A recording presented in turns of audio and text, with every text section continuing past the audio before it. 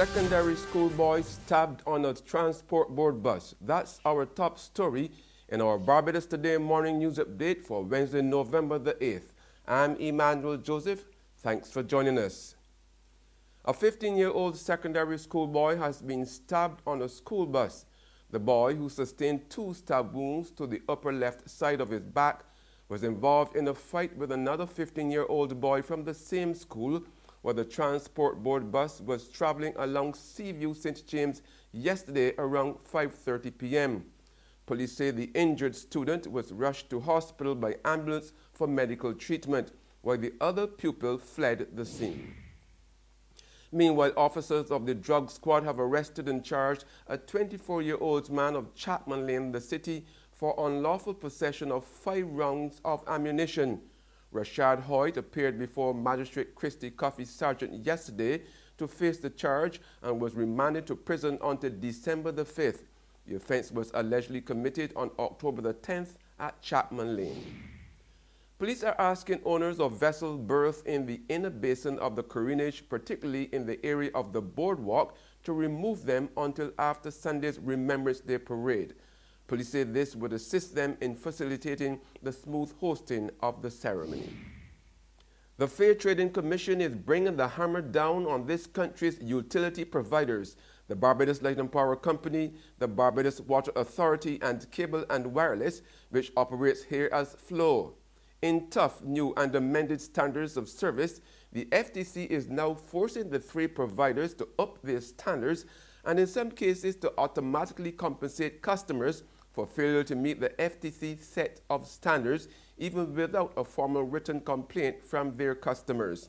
In a long list of new rules that take effect from January 1st, 2018, the state regulatory body has told the BL&P, C&W, and the state-owned BWA that failure to follow the rules could result in fines of $100,000 on conviction and $10,000 for every day the breaches continue. There's regional and international news after this short break.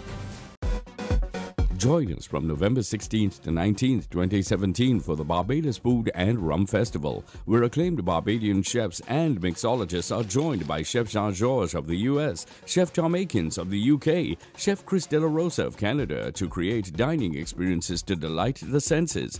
Visit ticketpal.com and all TicketPal locations to get your tickets, and visit foodandrum.com for more information.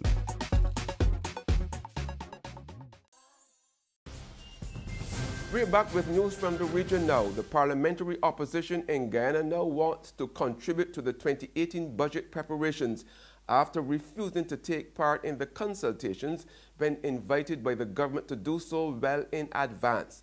The opposition People's Progressive Party's last-minute motion comes on at a time when the Minister of Finance is rehearsing his presentation. Royden James has more. The People's Progressive Party did not take part in the budget consultations, although they were invited by Finance Minister Winston Jordan well in advance. But now the PPP wants to contribute to the 2018 budget when the Finance Minister is just about rehearsing his presentation. The PPP just don't want to merely contribute, but they want their proposals to be tabled in the National Assembly and debated prior to the presentation of the budget, with a view to influencing the government to take some of their ideas on board. The party's demands were conveyed by PPP's spokesperson on economic services, Irfan Ali.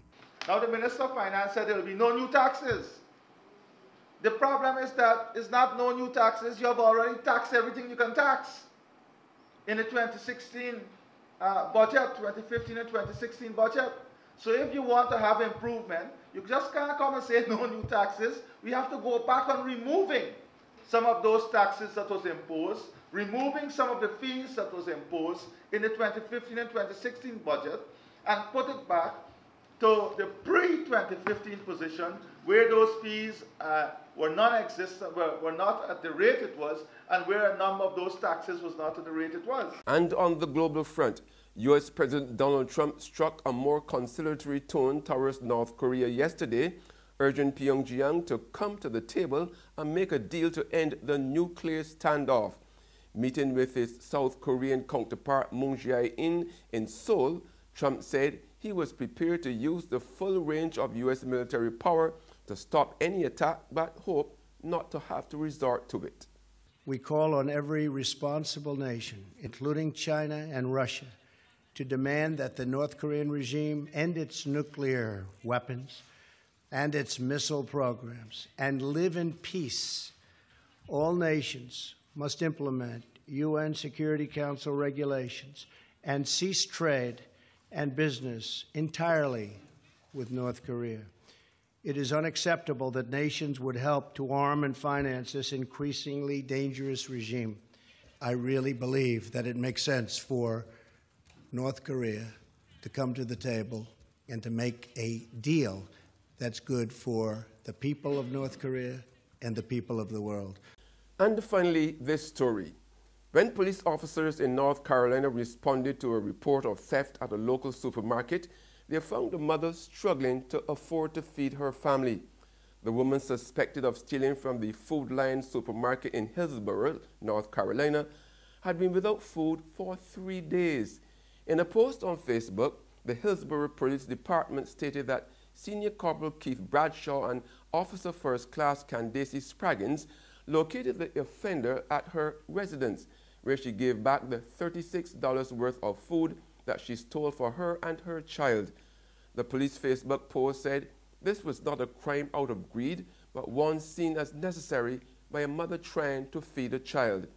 While the suspect was in front of the magistrate, the officers went to the grocery store and spent $140 of their own money on food for her family. Then they drove her home with the groceries. Speaking to local media, the suspect said, "I had to go out and steal food, and that's desperate.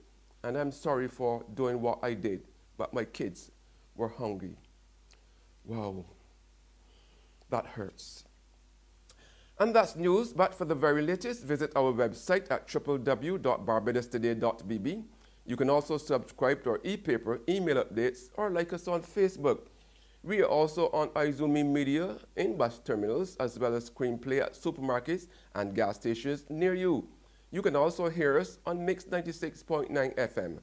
I'm Emmanuel Joseph. Have a fantastic day.